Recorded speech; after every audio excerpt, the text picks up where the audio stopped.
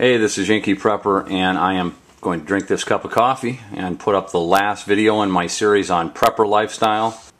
I've got 5 more tips, 5 last tips that I'm going to end this series on.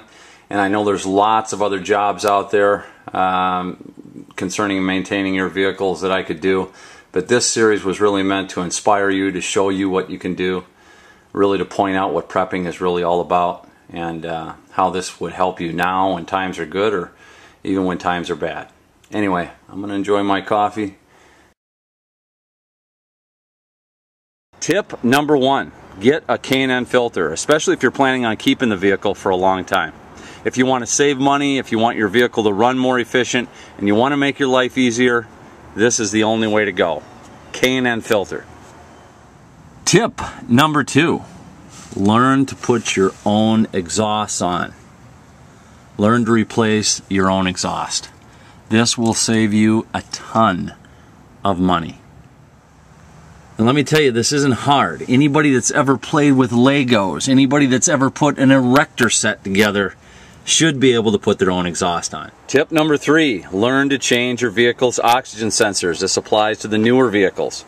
I've seen really tough and rugged Jeeps not start because their oxygen sensor got wet.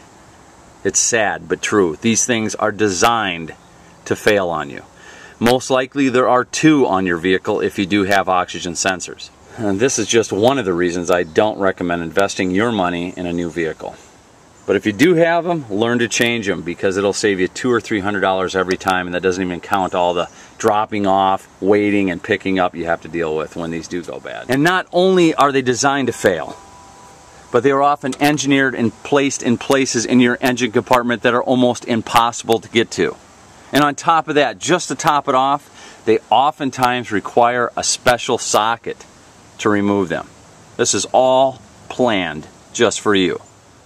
For example, in the case of this Town & Country where I recently had to replace the oxygen sensor on the top side of the engine, this entire cowling has to come off, which is like a 40-minute job on its own. But one of the cool things about doing things yourself is you don't have to do it the way the dealer says. You can think outside the box, and as you do more of these jobs, you'll figure more shortcuts out like this. Instead of taking this cowling off, I just bought $20 worth of extensions and a swivel and reached in there. I got the special tool from AutoZone where I can put a deposit down, and they'll give me the tool to do the job. And when I get the deposit, when I bring it back. A lot of people are unaware that if you're throwing a service engine light code, that you can go to AutoZone and O'Reilly's and they'll actually just give you one of their code readers for free, along with your license while you're using it. You can also rent tools from them for free. Like, let's say you need a set of tools for 25 bucks. Well, you can put 25 bucks down, and when you're done, you can bring them back. There's a lot of options for doing this the cheap way and not having to take it to a dealer to read your codes as well. Number 4, Zerx points. Don't forget your Zerx points, especially on your steerage, your pitman arms, your bushings, your lower and upper ball joints. A lot of people have started changing their oil, and that's great, but don't forget to grease your Zerx points. Get to know your vehicle. There's only so many of these, but they're heavily dependent upon that grease for longevity. If you don't grease these points underneath your car, you're going to end up paying big bucks later on. If you want your car to last a long time, get to know it. Get to know where these points are. This is an important part of maintaining your vehicle. Number 5, do preemptive maintenance when it makes sense. Now, I'm not talking about replacing the transmission because it has high miles on it. And I'm not talking about fixing something that it isn't broke necessarily. What I'm talking about is when it makes sense and when you can. For instance, this is a great example. Since I was doing all this work and I was replacing the ball joints in my truck, I had all the tools out. I knew that the U-joints on my front drive shaft had over 100,000 miles on them. And it just made sense at the time, rather than doing this when they do break, which could be in 3 feet of snow this winter or when I'm hauling my deer out of the bush this fall, I decided to replace them now. It's only a $30 part for both U-joints to make sure this is good for another 100,000 miles. So I took the time and I did it. Now, this is probably one of the hardest disciplines to master because nobody's looking for extra work. But when you can and when it makes sense, do preemptive maintenance. Now, some of these jobs I've shown you in the last 5 vids are going to take an investment in tools.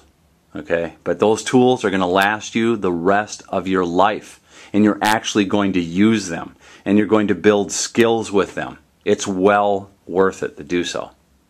And these tools, unlike all the other crap I see being pushed by fear to buy, that are going to sit on someone's shelf that they're probably later on going to be embarrassed that they bought, these things you'll actually use. You'll build a new life, a self-sufficient life for yourself that you'll actually take pride in.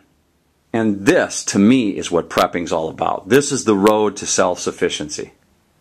This is not the comic book doomsday prepping crap that has overtaken YouTube.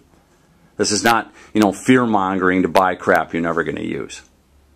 These skills and these tools are the best investment that you can make, even in good times. In good times, it helps you save money. You're building skill with it. Saves time, which is even more important to me than money. But let's say things do crash from a prepper point of view. Let's say we go into an economic depression. You don't think you're going to need these skills? We're not going to go back to like living in caves. I know there's a whole segment of like little kids out there that think they're going to be rubbing sticks together. You're going to need these skills and these tools far more likely than you're going to need your gun. And having these skills will make you the center of the universe for your entire community. And this is what's going to separate you out from the idiots. This is what prepping's all about. And this is a lot harder than buying a gun and shooting holes in paper at 25 yards. You actually have to apply yourself and learn some real skill here. There's my U-joints changed on the front drive shaft for my four-wheel drive. A little preventative maintenance. Ahead of time prepping. That's prepping. That's real prepping. And when I'm not changing U-joints and taking care of my vehicles, well, I'm harvesting from the garden and preserving food with my wife. That's prepping too. I had to stop and film the FEMA camp trains. These are the trains that all you doomsday preppers are going to be on right here, buddy. Survivalists, you're all doomed right here. Doomsday, FEMA camp trains.